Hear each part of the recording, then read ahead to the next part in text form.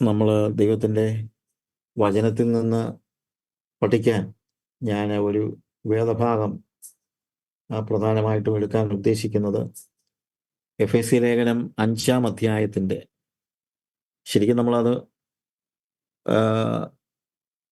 വേദദിവസം വായിച്ചു തന്നെ പോയാൽ തന്നെ ഞാൻ ചിലപ്പോൾ ആലോചിച്ചിട്ടുണ്ട്, വലിയ വ്യാഖ്യാനങ്ങളൊന്നും ഇല്ലാതെ തന്നെ നമുക്ക് മനസ്സിലാക്കാൻ കഴിയുന്ന ഭാഗങ്ങളാണ് ഇതൊക്കെ. നമ്മളോട് ദൈവം സംസാരിക്കുന്ന വേദഭാഗങ്ങളാണ്. അതിൻ്റെ 1 മുതൽ 20 വരെയുള്ള വാക്യങ്ങൾ നമ്മൾ വായിച്ചാൽ വളരെ പ്രാക്ടിക്കലായിട്ടുള്ള പല കാര്യങ്ങളാണ് പറയുന്നത്. അത് നമുക്ക് വായിക്കാം. എന്നാൽ ഇവിടുത്തെ ഒരു പ്രത്യേകത, തുടങ്ങുന്ന വാക്ക് ഞാനൊന്ന് എടുത്തു പറയാം. എഫേസ്യർ 5:1.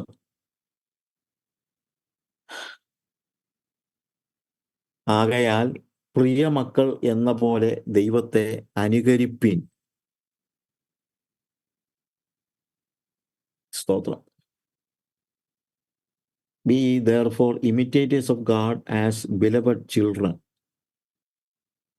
പ്രിയ മക്കൾ എന്നതുപോലെ ദൈവത്തെ അനുകരിപ്പിൻ.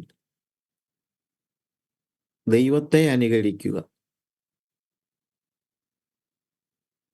ദൈവത്തെ ആരാധിക്കുക എന്ന് പറഞ്ഞാൽ നമുക്ക് പെട്ടെന്ന് മനസ്സിലാകും. കാര്യം അത് നമ്മളെപ്പോഴും ചെയ്യുന്നതാണ്. ദൈവത്തെ ആരാധിക്കുന്നു.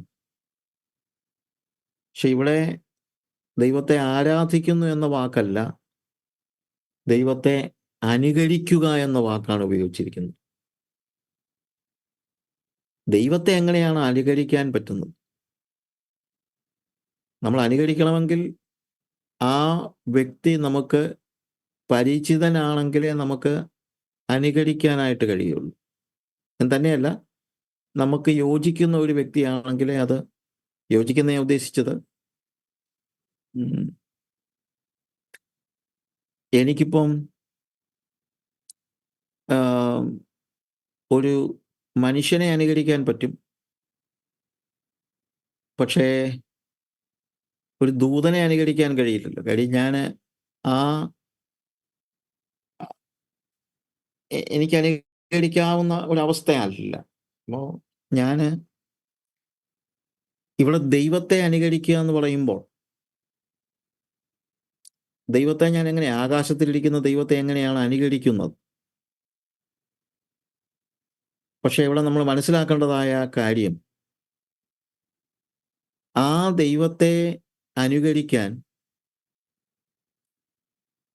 നമുക്കൊരു മാതൃക എന്ന നിലയിൽ ആ ദൈവം നമുക്ക് മനസ്സിലാകുന്ന നിലയിൽ ഭൂമിയിലേക്ക് ഇറങ്ങി വന്നു എന്നുള്ളതാണ് നമുക്ക് ദൈവത്തെ അനുകരിക്കാൻ കഴിയുന്നതിൻ്റെ കാരണം എന്നുള്ളത് നമ്മൾ മറന്നു പോകരുത്.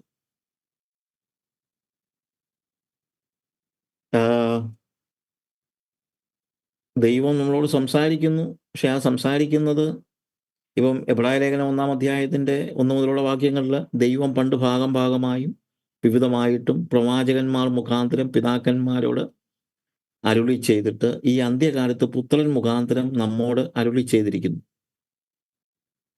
അവനെ താൻ സകലത്തിനും അവകാശിയാക്കി വെച്ചു. അവൻ മുഖാന്തരം ഈ ലോകത്തെയും ഉണ്ടാക്കി. അവൻ അവൻ്റെ തേജസ്സിൻ്റെ പ്രഭയും തത്വത്തിൻ്റെ മുദ്രയും സകലത്തെയും തൻ്റെ ശക്തിയുള്ള വചനത്താൽ വഹിക്കുന്നവനാകൊണ്ട് പാപങ്ങൾക്ക് പരിഹാരം ഉണ്ടാക്കിയ ശേഷം ഉയരത്തിൽ മഹിമയുടെ വലത്തുഭാഗത്ത് ഇരിക്കുകയും അവൻ ദൂതന്മാരേക്കാൾ വിശിഷ്ടമായ നാമത്തിന് അവകാശിയായതിന് ഒത്തവണ്ണം അവരേക്കാൾ ശ്രേഷ്ഠനായി തീരുകയും ചെയ്തു. ഈ ഭാഗത്തിൽ ഒരു കാര്യം പറയാനാണ് ഞാൻ ഉദ്ദേശിക്കുന്നത്. ഇവിടെ ആദ്യം പറയുന്നത്, ദൈവം പണ്ട് ഭാഗമായിട്ടും വിവിധമായിട്ടും പ്രവാചകന്മാർ മുഖാന്തരം പിതാക്കന്മാരോട് അരുളി ചെയ്തു. അത് നമുക്കറിയാം. പിതാക്കന്മാരുടെ കാലത്ത് പ്രവാചകന്മാരോട് ദൈവം ദൂത് കൊടുത്തു, പ്രവാചകന് ദൂത് കൊടുത്തു. പ്രവാചകൻ അത് ചെന്ന് നമ്മുടെ പിതാക്കന്മാരോട് സംസാരിച്ചു. ദൈവം യഹോവ. അതുകൊണ്ടാണല്ലോ പഴയ നിയമത്തിൽ പ്രവാചകന്മാർ പറയുന്ന എല്ലാ വേദഭാഗങ്ങളിലും ഉള്ളത്, ദസ് സെയ്സ് ദ ലോർഡ്. യഹോവ ഇപ്രകാരം അരുളി ചെയ്യുന്നു. അപ്പോൾ അരുളി ചെയ്തത് ആദ്യം അവരോട് സംസാരിച്ചു. അവരോട് സംസാരിച്ച ശേഷം അവര് നമ്മളോട് സംസാരിച്ചു. അപ്പോൾ ദൈവം സംസാരിച്ച കാര്യങ്ങൾ ദൈവം നമ്മളോട് നേരിട്ട് സംസാരിച്ചെന്നല്ല,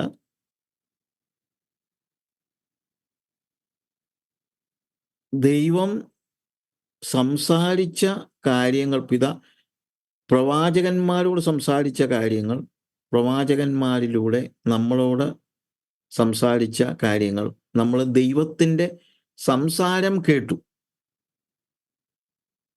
പക്ഷേ ദൈവത്തിൻ്റെ സംസാരം കേട്ടതുകൊണ്ട് ദൈവത്തെ അനുകരിക്കാൻ കഴിയുമോ? നമുക്കത് അനുസരിക്കാനൊക്കെ ചിലപ്പം കഴിഞ്ഞെന്നിരിക്കും. പക്ഷേ അനുകരിക്കുക എന്നുള്ള വാക്ക് കുറച്ചുകൂടെ ആഴമുള്ളതല്ലേ? എന്നാൽ അവിടെ പറയുന്നത് ഈ അന്ത്യകാലത്ത് പുത്രൻ മുഖാന്തരം നമ്മോട് അരുളി ചെയ്തിരിക്കുന്നു എന്നുള്ളതാണ്. പ്രവാചകന്മാരോട് കഴിഞ്ഞ കാലങ്ങളിൽ ദൈവം അരുളി ചെയ്തു. ഈ അന്ത്യകാലത്ത് പുത്രൻ മുഖാന്തരം നമ്മളോട് അരുളി ചെയ്തിരിക്കുന്നു. എന്നാൽ പ്രവാചകന്മാരും പുത്രനും തമ്മിലൊരു വലിയ വ്യത്യാസമുണ്ട്. വിദൂരത്തിലിരിക്കുന്ന ദൈവത്തിൻ്റെ സംസാരം പിതാക്കന്മാരുടെ കാലയളവിൽ പ്രവാചകന്മാർ കേട്ട കാര്യങ്ങൾ പറയുകയായിരുന്നു. അത് പക്ഷേ ഭാഗമായിട്ടും വിവിധവുമായിട്ടുമാണ്. അവിടെ എഴുതിയിരിക്കുന്നത് divers portions and divers manners. ഭാഗമായിട്ട്, അതായത് അതിനകത്തൊരു പൂർണ്ണതയില്ലായിരുന്നു. ദൈവത്തെ പൂർണ്ണമായി കേട്ട ആരും പഴയ നിയമത്തിലില്ല. പൂർണ്ണമായി, പാർട്ട് ബൈ പാർട്ട് എന്ന് വേണമെങ്കിൽ പറയാം.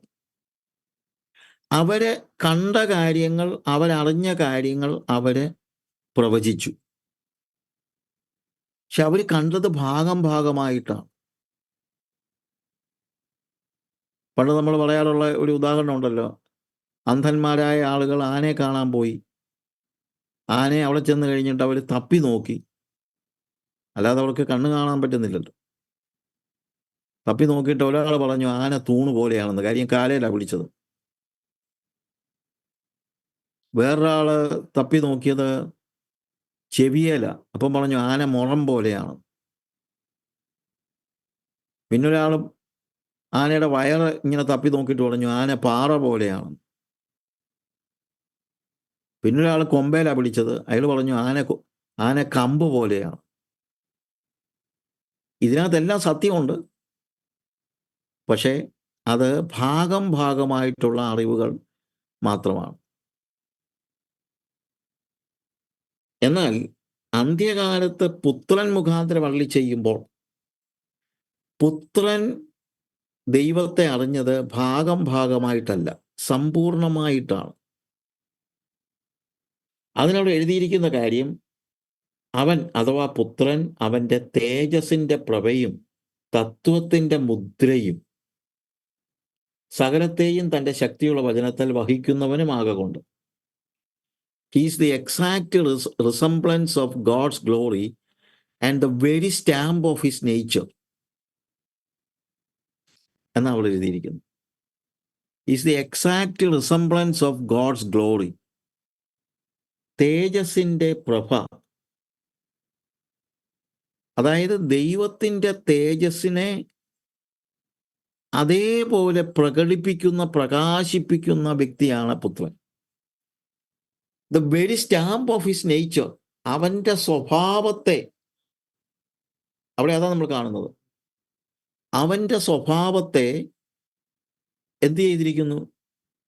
ഒരു സ്റ്റാമ്പ് എപ്രകാരം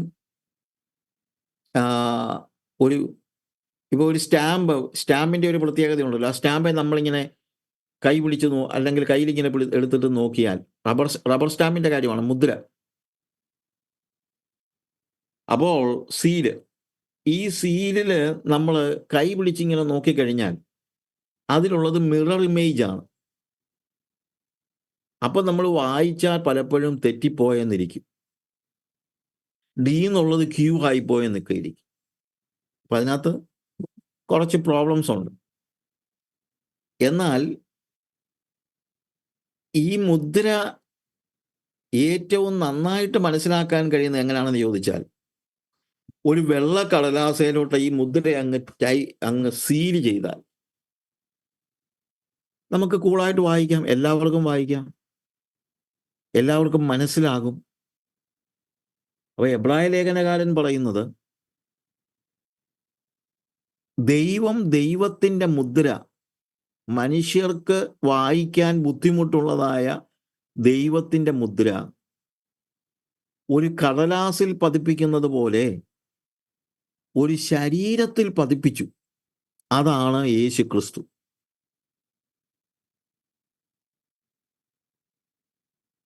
He is the exact resemblance of God's glory and the very stamp of his nature.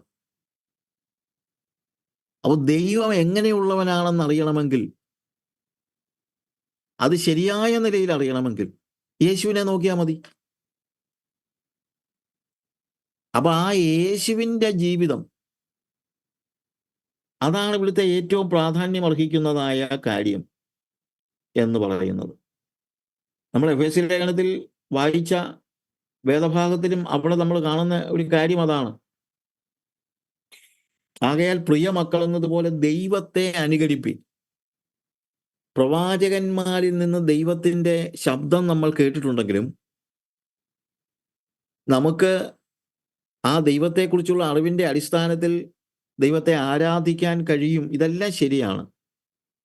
പക്ഷേ അനുകരിക്കാൻ കഴിയണമെങ്കിൽ നമ്മുടെ മുമ്പിൽ ഒരു മാതൃക ഉണ്ടാകണം.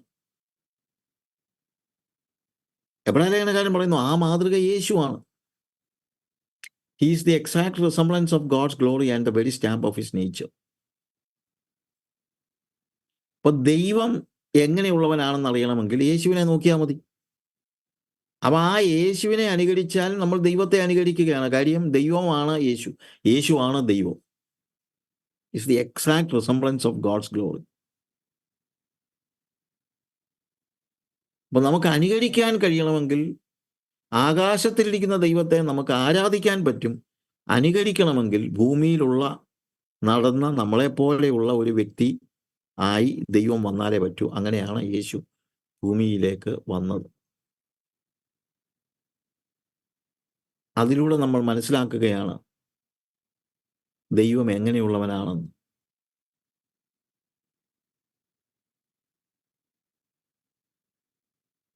ജെയിംസ് ഇർവിൻ എന്ന് പറയുന്ന വ്യക്തിയെക്കുറിച്ച് നിങ്ങൾ കേട്ടിട്ടുണ്ടാവും. ചന്ദ്രനിൽ നടന്നിട്ടുള്ള ആളാണ്. അപ്പോൾ ജെയിംസ് ഇർവിൻ ഒരു വിശ്വാസിയാണ്. അദ്ദേഹം ഒരിക്കൽ മാരാമൺ കൺവെൻഷന് പ്രസംഗിക്കാൻ വന്നപ്പോൾ ഞാൻ അന്ന് മരിപ്പച്ച മാസിക നടത്തുകയാണ്. ഞങ്ങളൊരു ഇൻ്റർവ്യൂ അദ്ദേഹവുമായിട്ട് നടത്തി മരിപ്പച്ചയിൽ അത് പബ്ലിഷ് ചെയ്തിരുന്നു. അപ്പോൾ അദ്ദേഹത്തിൻ്റെ ഒരു സ്റ്റേറ്റ്മെൻറ്റ്, ഒരാൾ ചോദിച്ചു, അങ്ങ് ചന്ദ്രനിൽ നടന്നപ്പോൾ എന്തു തോന്നി? അപ്പോൾ അദ്ദേഹം പറഞ്ഞു, മനുഷ്യൻ ചന്ദ്രനിൽ നടക്കുന്നത് തീർച്ചയായും ഒരു വലിയ അനുഭവമാണ്. എനിക്കത് ഭയങ്കര ഒരു എക്സൈറ്റ്മെൻറ്റ് ഉണ്ടാക്കിയ ഒരു കാര്യമാണ്, വാക്കിംഗ് ഓൺ ദ മൂൺ. പക്ഷേ അദ്ദേഹം പറഞ്ഞ വാചകം,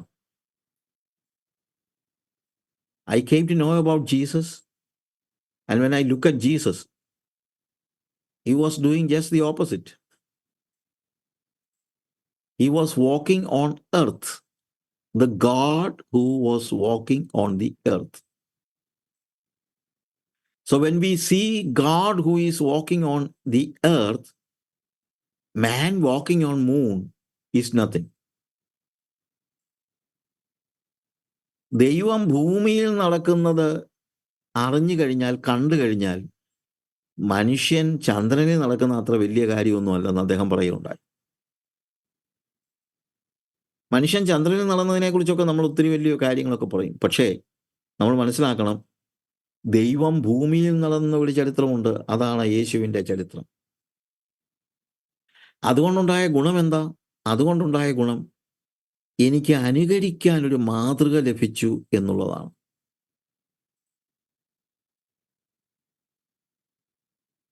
ദൈവത്തെ അനുകരിക്കുക.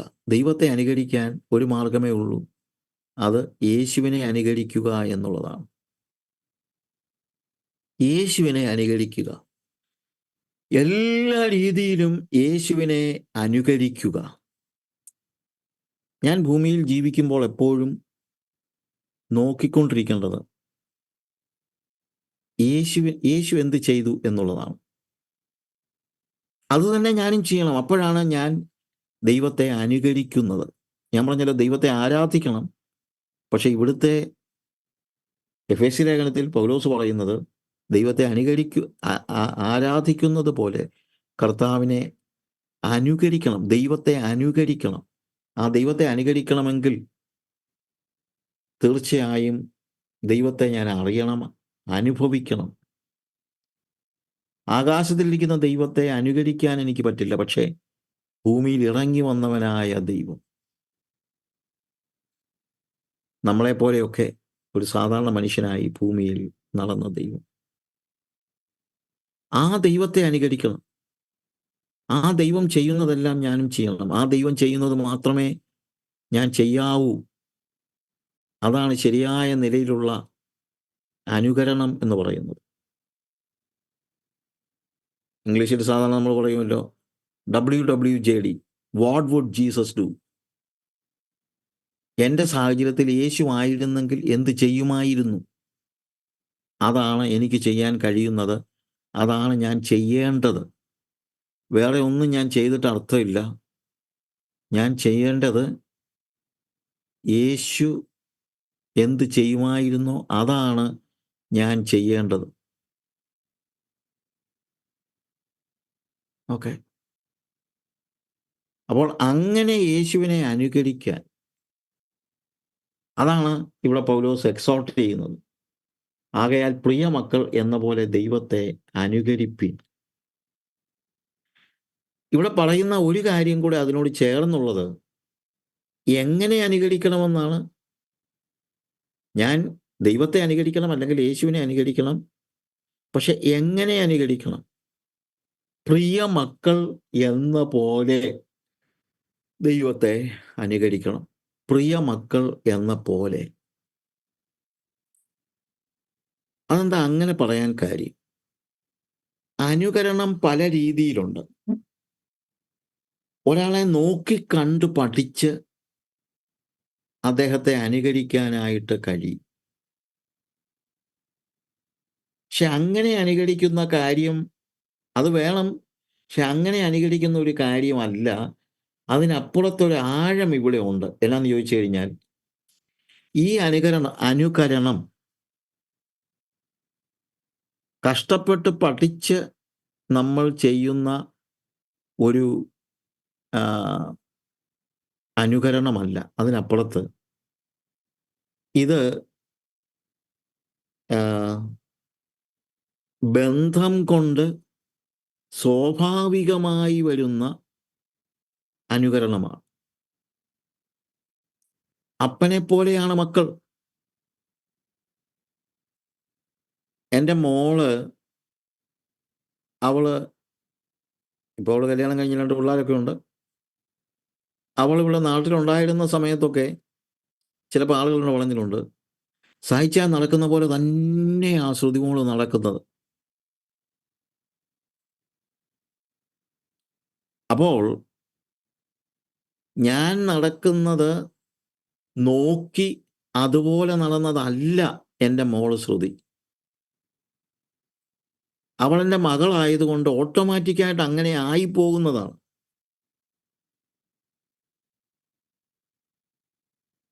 അവൾ അങ്ങനെ നടന്നോളും.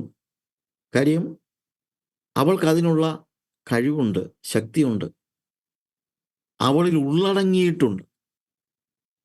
അല്ലാത്ത ഒരാളെ അനുകരിക്കാൻ നോക്കിക്കഴിഞ്ഞാൽ എന്താണെങ്കിലും കുറച്ച് പാളിച്ചയൊക്കെ പറ്റും. മഹാത്മാഗാന്ധിയെ അനുകരിക്കാൻ പരിശ്രമിക്കുന്ന ആളുകളുണ്ട്. എങ്ങനെയാണ്? മഹാത്മാഗാന്ധി എന്ത് ചെയ്തോ അതൊക്കെ ചെയ്യുന്നവരായ, അതൊക്കെ ചെയ്ത് അതവർ നോക്കിക്കണ്ട് പഠിച്ച് അത് അവർ ചെയ്യുകയാണ്.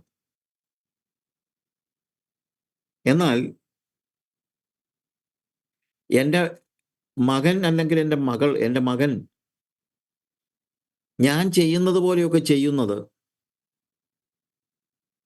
എന്നെ അവൻ കാണുന്നുണ്ട്, അറിയുന്നുണ്ട്, നോക്കുന്നുണ്ട്, ഒക്കെ ശരിയാണ്. പക്ഷേ അങ്ങനെ നോക്കിയും കണ്ടും ചെയ്യുമ്പോൾ അതിനുള്ള ശക്തി സ്വാഭാവികമായി ആ കുഞ്ഞിനുണ്ട്. കാരണം അത് എനിക്ക് ജനിച്ചതാണ്. ഇതുപോലെ ദൈവത്തെ അനുകരിക്കണമെങ്കിൽ, പ്രിയ മക്കൾ എന്നതുപോലെ അനുകരിക്കണമെങ്കിൽ അതാർക്ക് മാത്രമേ പറ്റുകയുള്ളൂ? ദൈവത്തിൽ നിന്ന് ജനിച്ചവർക്ക് മാത്രമേ പറ്റുകയുള്ളൂ. അല്ലാത്തവരതിന് പരിശ്രമിച്ചെന്നിരിക്കും. പക്ഷെ ആ പരിശ്രമം ഫലവത്താകണമെന്ന് നിർബന്ധമില്ല. നോക്കിയും കണ്ടും കുറച്ചൊക്കെ ഏകദേശമൊക്കെ അവർക്ക് അനുകരിക്കാൻ കഴിഞ്ഞേക്കാം. എന്നാൽ പൂർണ്ണമായും എന്നെ അനുകരിക്കണമെങ്കിൽ അത് എന്നിൽ നിന്ന് ജനിച്ചതായിരിക്കണം. ഇതുപോലെ ദൈവത്തെ അനുകരിക്കാൻ നമുക്ക് കഴിയണമെങ്കിൽ, യഥാർത്ഥത്തിൽ കഴിയണമെങ്കിൽ, മാറി നിന്ന് പഠിച്ച് ചെയ്യുവാനല്ല. ഇപ്പം യേശുവിനെ അനുകരിക്കാൻ പരിശ്രമിച്ച ചില നേതാക്കളൊക്കെ ഉണ്ട്. മഹാത്മാഗാന്ധി യേശുവിനെ അനുകരിക്കാൻ പരിശ്രമിച്ചു. പക്ഷേ എങ്ങനെയാണെന്ന് ചോദിച്ചാൽ, യേശു ചെയ്ത കാര്യങ്ങളൊക്കെ സുവിശേഷമൊക്കെ വായിച്ച് അതുപോലെയൊക്കെ കാര്യങ്ങൾ ചെയ്യാൻ, അതുപോലെ കാര്യങ്ങൾ എന്ന് പറഞ്ഞു കഴിഞ്ഞാൽ ചില്ലറ കാര്യങ്ങൾ, മൊത്തമൊന്നുമല്ല. യേശുവിൻ്റെ ഉപദേശങ്ങളൊക്കെ കേട്ട് പഠിച്ചിട്ട് അങ്ങനെ ചെയ്യണമെന്ന് പറഞ്ഞ ആളാണ് മഹാത്മാഗാന്ധി. പക്ഷെ അതല്ല ഇവിടുത്തെ അനുകരണം. ഇവിടുത്തെ അനുകരണം എന്ന് പറയുന്നത് പ്രിയ മക്കൾ എന്നതുപോലെ. അത് നടക്കണമെങ്കിൽ ദൈവത്തിൽ നിന്ന് നമ്മൾ ജനിച്ചാലേ പറ്റൂ. ആ ജനിച്ച വ്യക്തിക്ക് അതിനുള്ള ശക്തി ഉള്ളടങ്ങിയിട്ടുണ്ട്. അല്ലാത്തവർ കഠിന പരിശ്രമം ചെയ്താലും അവർ പാളിപ്പോകും. എന്നാൽ യേശുവിൽ നിന്ന് ജനിച്ചവർ യേശുവിനെ അനുകരിക്കാനുള്ള ശക്തി അവരിൽ ഉള്ളടങ്ങിയിട്ടുണ്ട്. അപ്പൊ ആ വീണ്ടും ജനനം, പുതുജനനം, ആ ജനനമാണ് ഏറ്റവും പ്രാധാന്യം അർഹിക്കുന്നതായ ആത്മിക യാഥാർത്ഥ്യം എന്ന് പറയുന്നത്. അങ്ങനൊരു വ്യക്തിക്ക് മാത്രമേ യേശുവിനെ യഥാർത്ഥത്തിൽ അനുകരിക്കാൻ കഴിയുള്ളൂ. മാറി നിന്ന് ചില കാര്യങ്ങളൊക്കെ ചെയ്യാൻ കഴിയും, ആർക്ക് വേണമെങ്കിലും പറ്റും. നമ്മൾ പലപ്പോഴും യേശുവിനെ അനുകരിക്കുന്നത് മാറി നിന്നാണ്. ഞാനങ്ങ് ജനറലൈസ് ചെയ്ത് പറഞ്ഞെന്നുള്ളതേ ഉള്ളൂ, എല്ലാവരും അല്ല. ഒരുപക്ഷെ സഭകളിൽ നമ്മൾ കേട്ട കാര്യങ്ങൾ, വേദോസം വായിച്ചപ്പോൾ യേശു ചെയ്ത കാര്യങ്ങൾ, ഇതൊക്കെ ചെയ്യാനുള്ള ഒരു ദീർഘമായ പരിശ്രമം നമുക്ക് ഉണ്ടായേക്കാം. ആ പരിശ്രമം ഉണ്ടായെങ്കിൽ ആ പരിശ്രമം കൊണ്ട് നമ്മൾ അനുകരിക്കുന്നതും ജനനം കൊണ്ട് അനുകരിക്കുന്നതും രണ്ടും രണ്ടാണ്.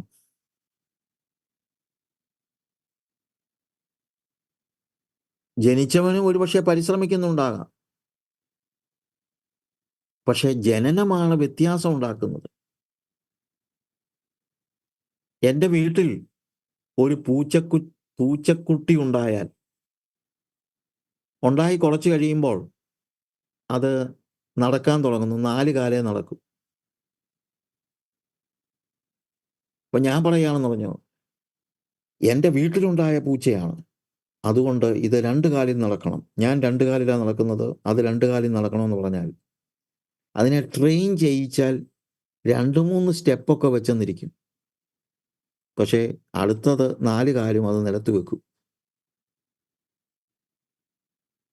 ഞാൻ പറഞ്ഞ മനസ്സിലാക്കണം. കാര്യം അതെൻ്റെ വീട്ടിലുണ്ടായതാണെങ്കിലും എന്നിൽ നിന്ന് ജനിച്ചതല്ല. എന്നാൽ എൻ്റെ കുഞ്ഞ്, ആ കുഞ്ഞ് ഒരുപക്ഷെ നടക്കുന്നത് ചില താമസിച്ചൊക്കെ ആയിരിക്കും. നടക്കുമ്പം 4 കാലിലൊക്കെ നടക്കാൻ നോക്കിയാലും പെട്ടെന്ന് തന്നെ കുഞ്ഞ് 2 കാലിൽ നടക്കാൻ തുടങ്ങുന്നു. അത് വലിയ പ്രശ്നമില്ലാതെ 2 കാലിൽ നടക്കുന്നു. ജനിച്ച ഉടനെ ആയിരിക്കത്തില്ല. പക്ഷേ ആ കുഞ്ഞിൽ എന്നെപ്പോലെ നടക്കാനുള്ള ശക്തി അതിൻ്റെ ഉള്ളിലുണ്ട്. അത് ജനനം കൊണ്ട് ലഭിച്ചതാണ്. യേശുവിനെ പോലെ ജീവിക്കാൻ വീണ്ടും ജനനാനുഭവം ഇല്ലാത്ത ഒരു മതം പിൻപറ്റുന്ന ഒരു വ്യക്തി പരിശ്രമിച്ചാൽ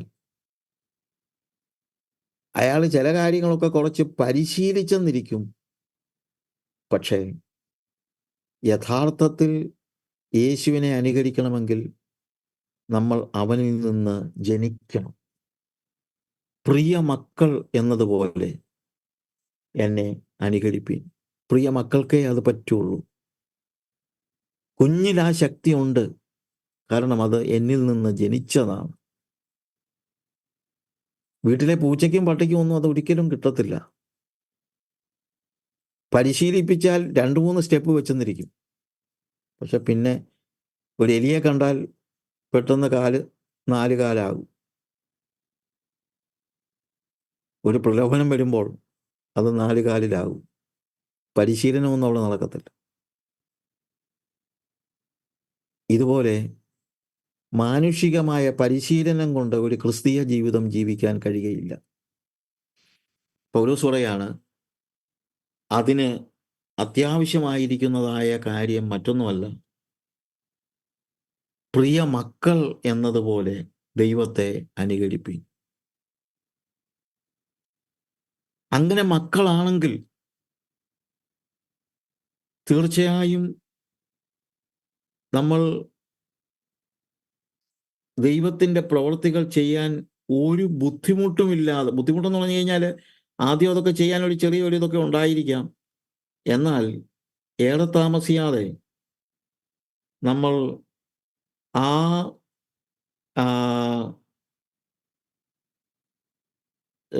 ദൈവത്തിൻ്റെ അതേ രീതിയിൽ നമ്മൾ ജീവിക്കാനായിട്ട് തുടങ്ങും എന്നതിന് ഒരു സംശയവുമില്ല. കാരണം നമ്മൾ ദൈവത്തിൻ്റെ മക്കൾ ആണ് എന്നുള്ളത് നമ്മൾ മനസ്സിലാക്കും. ഓട്ടോമാറ്റിക്കായിട്ട് നമ്മളത് ചെയ്യും. അതിലേക്ക് നമ്മൾ വന്ന് വീഴും. അതിന് സംശയമില്ല. നമ്മൾ ഇത് ചെയ്യാൻ അത്ര ഈസിയാണ് എന്ന് ഞാൻ പറയുന്നില്ല. പക്ഷേ ചിലപ്പോൾ ആളുകൾ പറയാറുണ്ട്, ഈ ഗിരിപ്രഭാഷണം വല്ലതും നമുക്ക് ജീവിക്കാൻ പറ്റും. അങ്ങനെ ജീവിക്കാൻ പറ്റുകയില്ലെന്നാണ് ഇപ്പോൾ എല്ലാവരും പഠിപ്പിക്കുന്നത് പോലും. ഒരു ദിവസം കൊണ്ട് ഇങ്ങനെ ജീവിക്കാൻ കഴിയുമോ ഇല്ലയോ എന്നുള്ളതല്ല. പക്ഷേ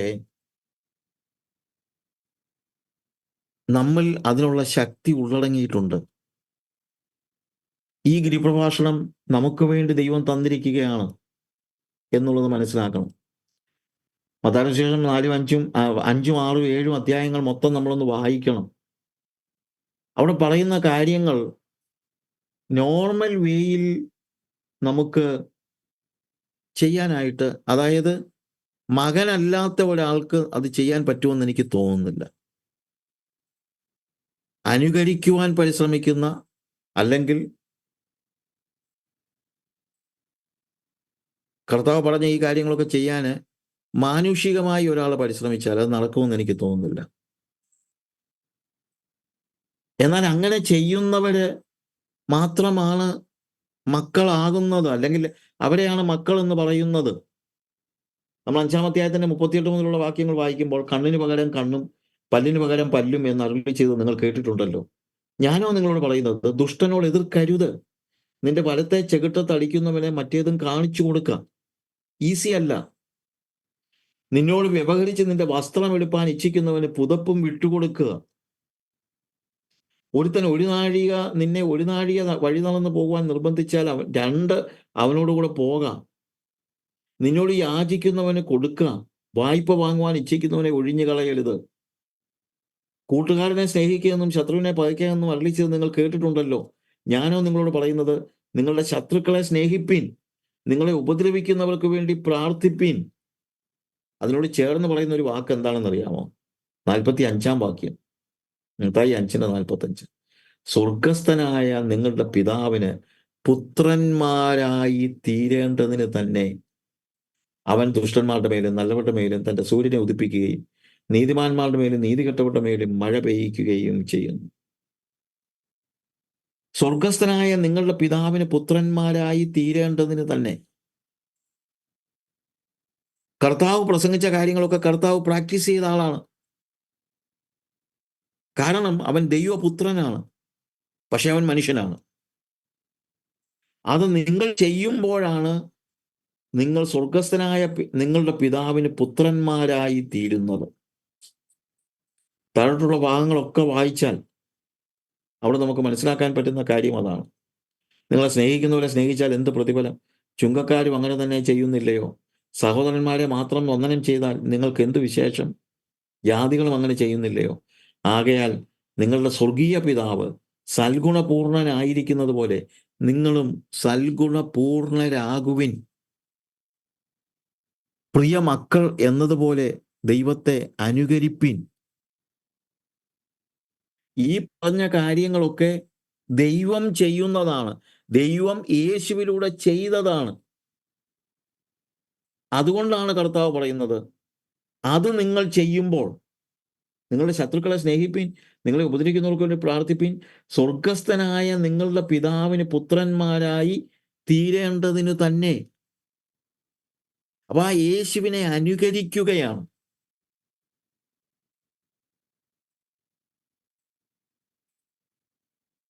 നിങ്ങളെ ഉപദ്രവിക്കുന്നവർക്ക് വേണ്ടി പ്രാർത്ഥിപ്പിൻ. കർത്താവ് അത് ചെയ്തു. കാൽവരി ക്രൂശിൽ കിടന്നുകൊണ്ട് കർത്താവെ അവർക്ക് ഈ പാപം നിർത്തരുതേ എന്ന് കർത്താവ് പ്രാർത്ഥിച്ചു. കാരണം അവൻ ദൈവപുത്രനാണ്. എന്നാൽ വേറെ ആർക്കും നമുക്കൊന്നും അത് പറ്റത്തൊന്നുമില്ല എന്ന് പറയരുത്. ഇതേ കാര്യം സ്തേഫാനോസ് ചെയ്തു. സ്തേഫാനോസിനെ ആളുകൾ കല്ലെറിയുമ്പോൾ കർത്താവെ അവർക്ക് ഈ പാപം നിർത്തരുത് എന്ന് പറഞ്ഞ് സ്തേഫാനോസ് ആ കല്ലുകൾ കൊണ്ട് മരിക്കുകയാണ്. ആർക്കും അനുകരിപ്പാൻ കഴിയുകയില്ല എന്നൊരു ഉപദേശം നമ്മുടെ ഇടയിൽ പ്രചരിക്കുന്നുണ്ട്. അങ്ങനെയല്ല, ഈസി അല്ല.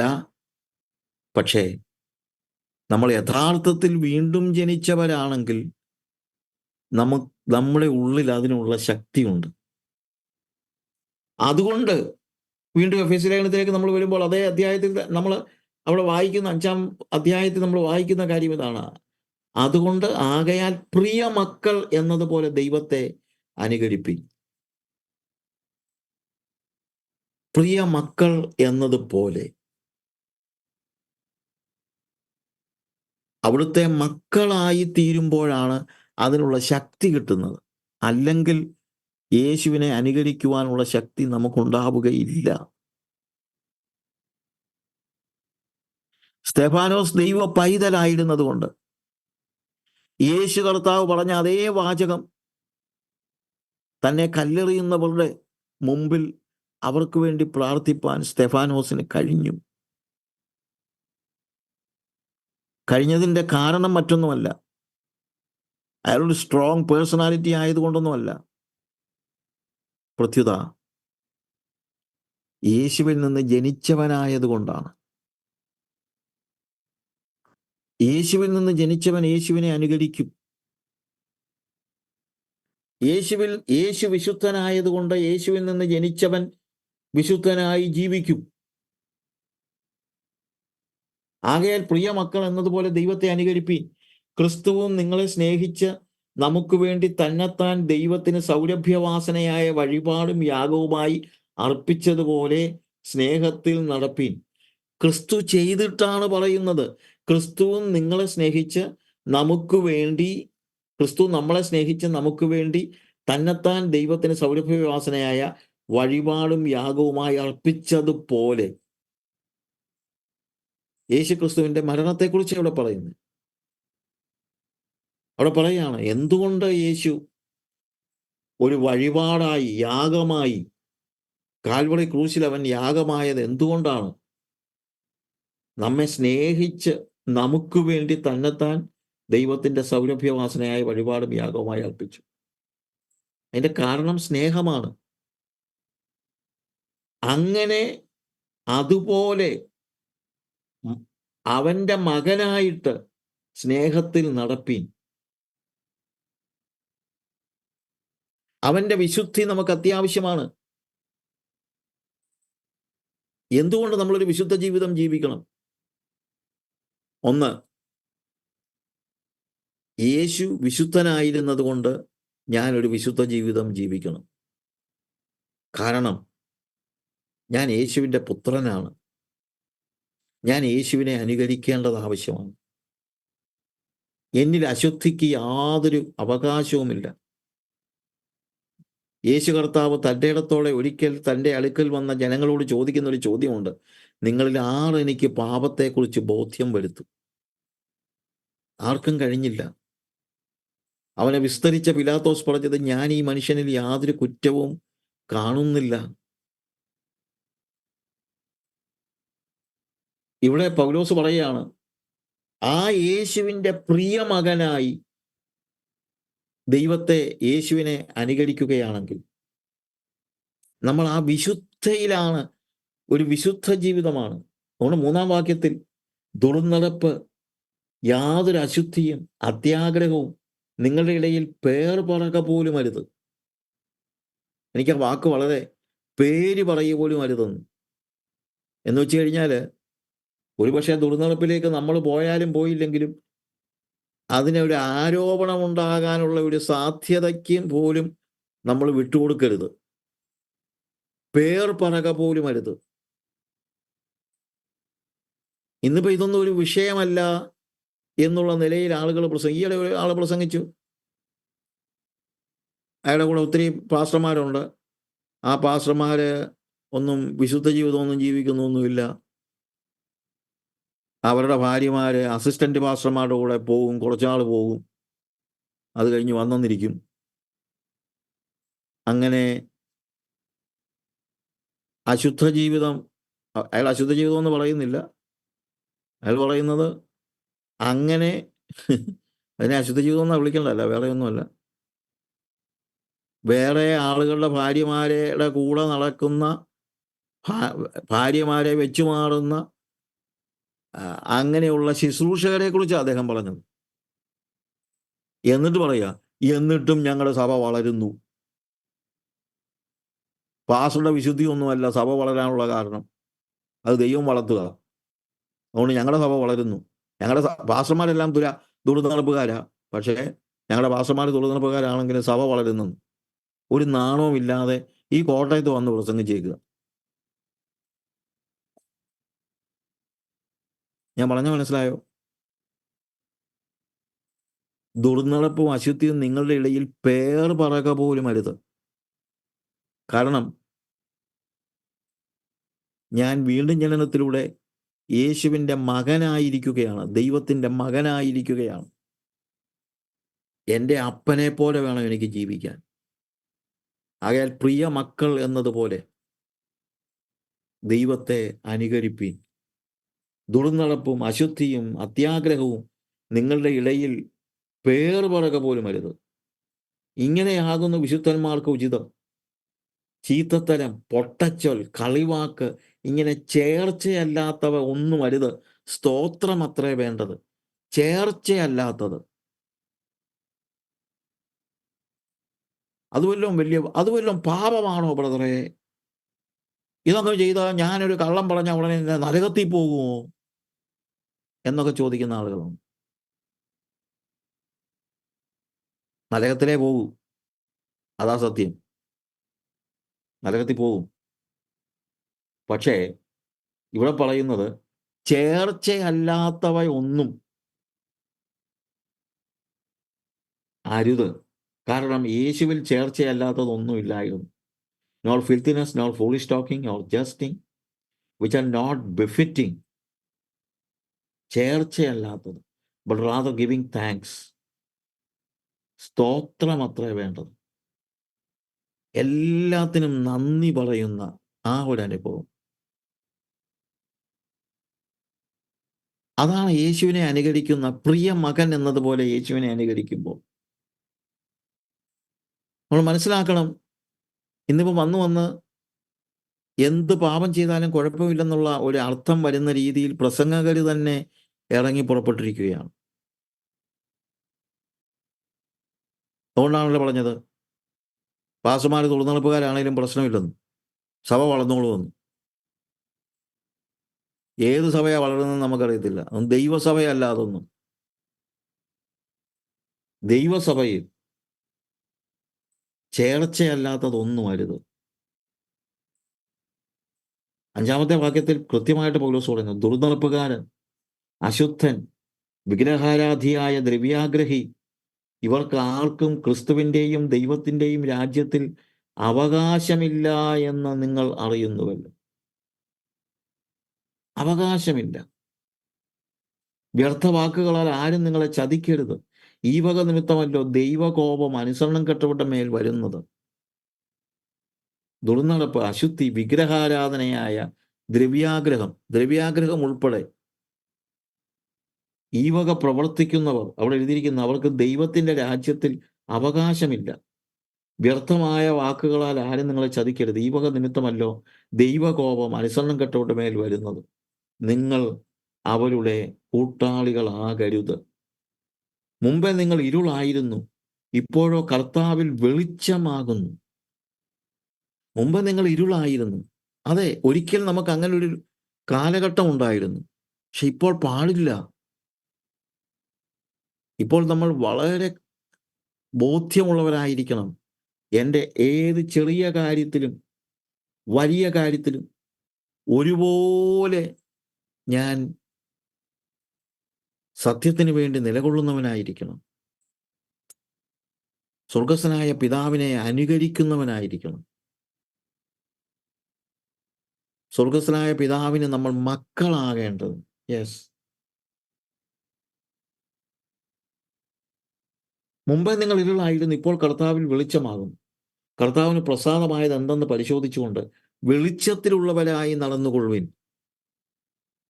കാരണം നമ്മൾ അനുകരിക്കേണ്ടത് യേശുവിനെയാണ്. യേശു പറഞ്ഞു, I am the light of the world. ഞാൻ ലോകത്തിൻ്റെ വെളിച്ചമാകും. എന്നിൽ നടക്കുന്നവൻ ഇരുട്ടിൽ നടക്കുന്നില്ല, അവൻ വെളിച്ചത്തിൽ നടക്കും. ഇവിടെ അത് പറയുന്നത്, ഇപ്പോൾ കർത്താവിൻ നിങ്ങൾ വെളിച്ചമാണ്. കർത്താവിന് പ്രസാദമായത് എന്തെന്ന് പരിശോധിച്ചുകൊണ്ട് വെളിച്ചത്തിലുള്ളവരായി നടന്നുകൊള്ളുകയും സകല സൽഗുണവും നീതിയും സത്യവുമല്ലോ വെളിച്ചത്തിൻ്റെ ഫലം. സകല സൽഗുണവും, ഓൾ ഗുഡ്നെസ് ആൻഡ് റൈച്ചസ്നെസ്, നീതിയും ആൻഡ് ട്രൂത്ത്, ഇതാണ് വെളിച്ചത്തിൻ്റെ ഫലം. യേശുവിനെ അനുകരിക്കുന്ന വ്യക്തി, വീണ്ടും ജനിച്ച ഒരു വ്യക്തി, വെറുതെ മാറി നിന്ന് അനുകരിക്കുന്നവയല്ല. ആ യേശുവിൻ്റെ ജീൻ എന്നിലേക്ക് ഇറങ്ങി വന്നിട്ടുണ്ടെങ്കിൽ ഞാൻ യേശുവിനെ പോലെ ജീവിക്കാൻ, അതാണ് ദൈവം ഉദ്ദേശിക്കുന്നത്. അതിനെനിക്ക് കഴിയണം.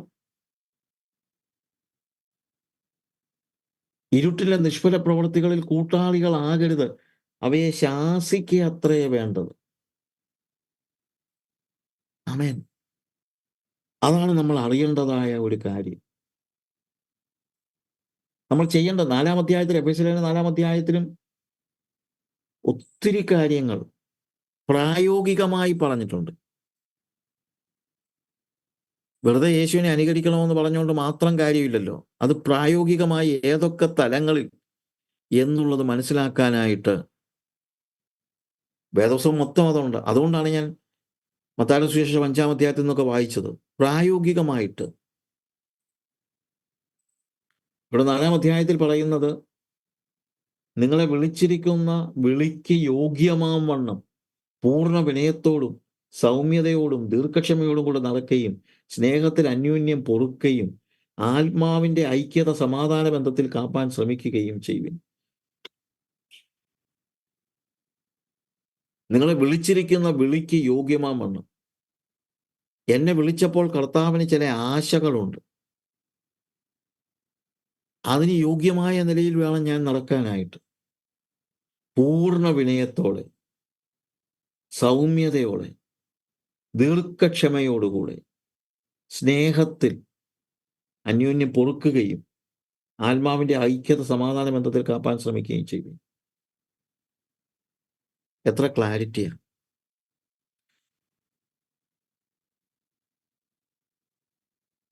അങ്ങനെയുള്ള ജീവിതമാണ് നമ്മൾ ജീവിക്കേണ്ടത്. അപ്പോഴാണ് പ്രിയ മക്കൾ എന്നതുപോലെ ദൈവത്തെ അനുകരിക്കുവാൻ നമുക്ക് കഴിയുന്നത്. അവിടെ നമ്മൾ വീണ്ടും താഴോട്ട് വായിക്കുമ്പോൾ ഒത്തിരി കാര്യങ്ങളുണ്ട്.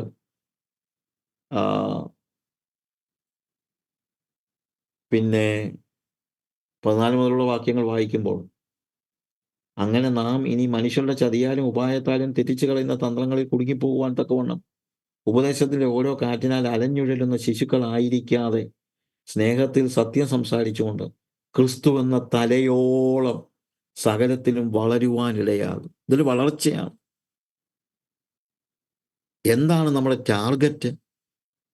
വളർച്ചയ്ക്കൊരു ടാർഗറ്റ് ഉണ്ടല്ലോ. ആ ടാർഗറ്റ് ക്രിസ്തു എന്ന തലയോളം. അവിടെ എത്തും വരെ നമ്മൾ വളർന്നുകൊണ്ടിരിക്കുകയാണ്.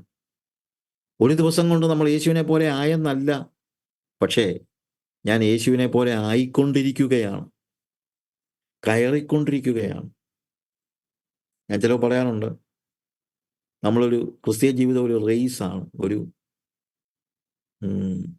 റണ്ണിങ് റേസ്, ഓട്ട മത്സരം. മത്സരമില്ല, പക്ഷെ ഓട്ടമാണ്.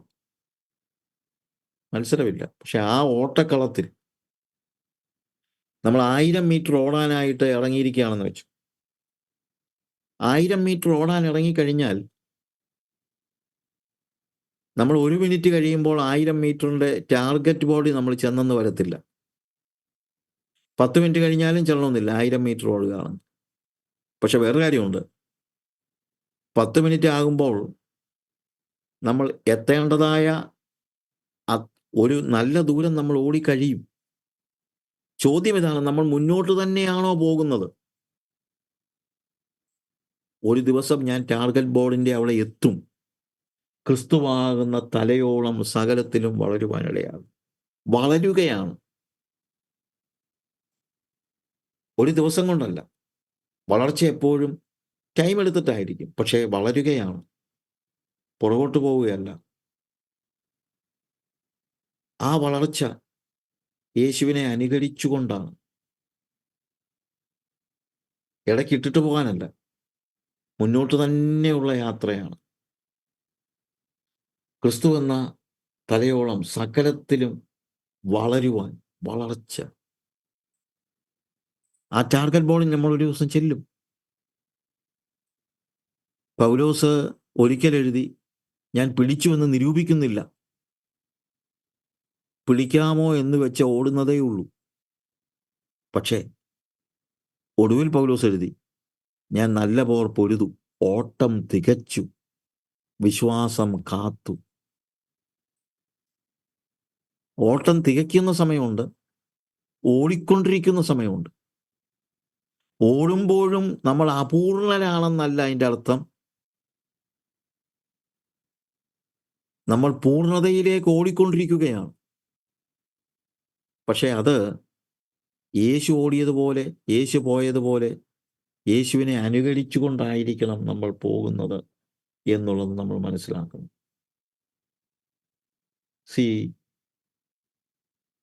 ഓരോ കാര്യങ്ങളിലും